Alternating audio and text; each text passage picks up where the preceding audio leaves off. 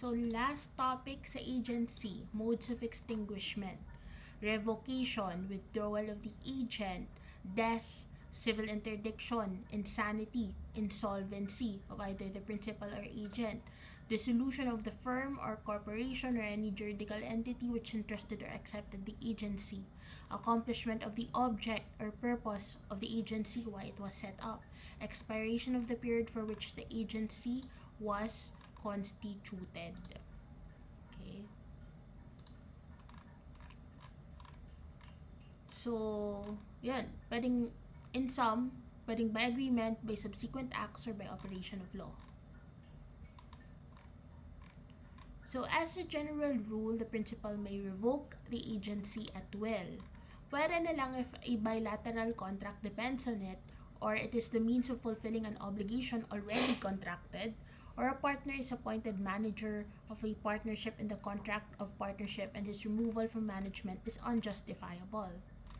So, kahit na may period fixed sa contract, pwedeng i-revoke ni principal at any time. Kahit hindi pa nag-expire. Kasi,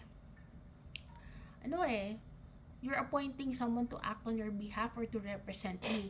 So, if you no longer want that person to represent you, which will bind you, di ba? For example, nawalan ka ng trust sa person na yan or confidence, or there's someone who can better represent you, diba? Then it's your right. So, yan. The right of the principal to terminate the authority of his agent is absolute and unrestricted except na lang na, well, pwede niyang i-revoke pero pwede siyang magbayad without damages yan pero pwede siyang magbayad ng damages if he revokes the agency in bad faith, or pwede rin before the expiration of the agreement or contract, agency agreement, at meron dun sa contract na nakasabi na if i-revoke early, principal will have to pay. So, pag may ganong stipulation. Pero pag walang ganong stipulation, okay lang naman.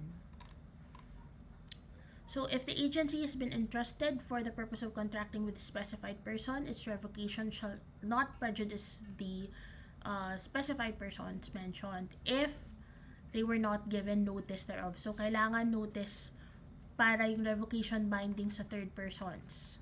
If the agent had general powers, revocation of the agency does not prejudice third persons who acted in good faith and without knowledge of the revocation.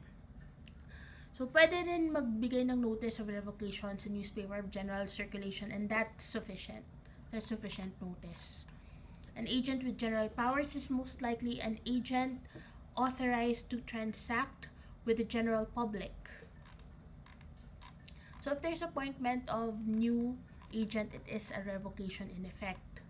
Basta may notice given to the former agent. So, from the time that notice is given to the former agent, hindi the time the new agent was appointed.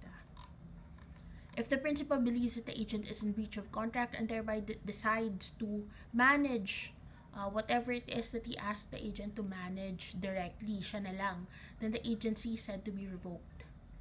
The mere act of direct management, however, by the principal is not enough to revoke the agency without such intention. So, if there's a general authority given, like general power of attorney, and then there's a special power of attorney, and then inconsistent siya, then it is deemed that the general authority is revoked by the special authority. So, even if the agency is coupled with an interest, which means that it is irrevocable, it may still be revoked if there's just cause to terminate such agency relationship. And magbabayad lang naman sa principal ng damages if ever. The agent may also withdraw from the agency by giving due notice to the principal. If the principal suffers damages sa premature withdrawal, then kailangan din magbayad ni agent ng damages. Unless na lang agent should base withdrawal upon the impossibility of continuing the performance of the agency without grave detriment to himself. Kapag justifiable naman yung reason, then there's no need to pay for damages. If the agent files a complaint against his principal, then he is understood to have renounced the agency because his act was more expressive than words. So, revocation na din yun. Napag-usapan na rin natin what happens if the agent dies, the principal dies, diba? There's insanity or insolvency. So that's also a mode of extinguishment. Okay, what else? Na-discuss na natin to earlier eh. If the agent dies, his heirs must notify the principal, and in the meantime adopt such measures as the circumstances may demand in the interest of such principal. The dissolution of the firm or corporation which entrusted the principal or accepted by the agency extinguishes the agency by operation of law, except for the purpose of winding up its affairs. It's equivalent to death of a natural person. Of course, the fulfillment of the object of the agency terminates the agency kasi yung very purpose is to, diba? To do something, to accomplish something. And if nagawa na yon, yung purpose, why the agency was made in the first place, then terminated na.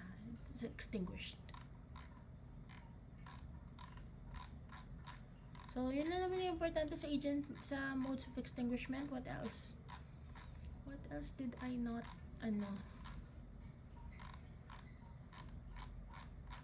Yeah. Do we do bar cues?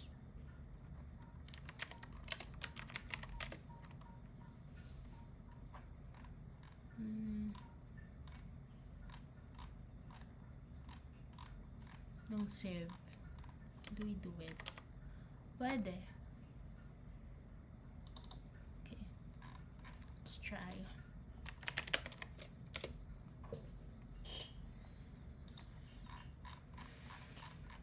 Hanap tayo ng questions in agency.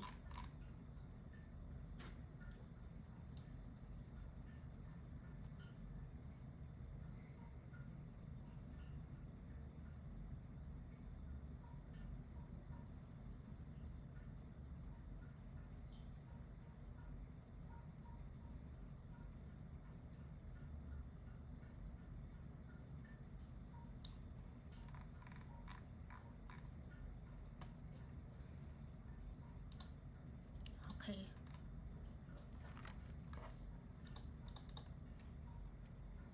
So, discussan natin siguro yung mga principles na nandito.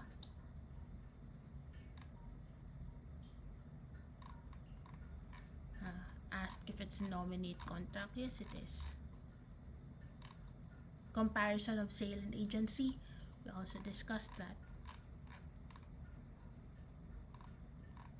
Liability of an agent, yun din. So, konti lang pala yung questions.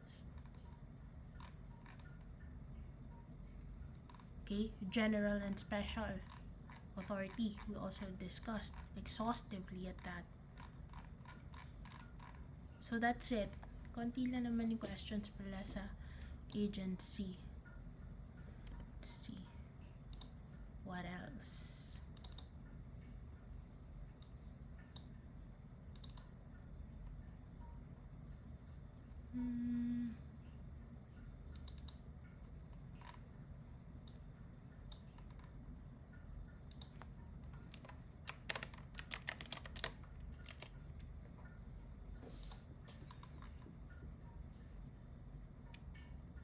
Without exception, the agent is obligated to deliver to the principal whatever he may have received by virtue of the agency. False. There is a fiduciary relationship. The agent cannot place or put his interest over that of the principal.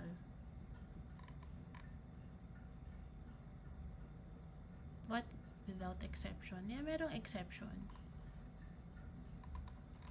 Diba? Discuss rin natin yung exception. Ano pa? Third persons. Substitution. We already discussed. Okay, so that's it. Next set of videos or just a video would be on credit transactions. So, happy aral!